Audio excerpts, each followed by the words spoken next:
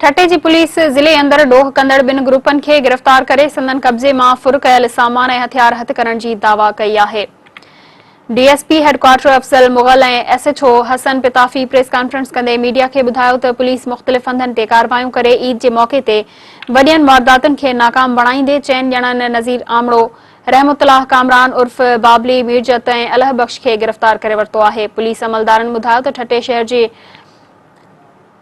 पलंग पाड़े में क़ाइम होलसेल एजेंसी मां 10 लख रुपया फुर करे मज़ाहमत ते फायरिंग करे फरार थियल जवाबदारनि नज़ीर आमड़ो ऐं रहमतुल्लाह समूह खे गिरफ़्तार कयो वियो आहे, जिन वटां फुर कयल रक़म मां 2 लख रुपया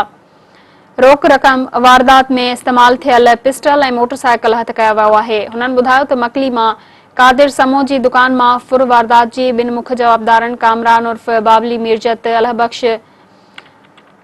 ऐं अकबर गंधरो खे गिरफ़्तार करे वटां फुर कयल मोटरसाइकिल, शागिर्दनि जो लैपटॉप ऐं वारदात में इस्तेमाल थियल हथियार बि बरामद कया विया आहिनि।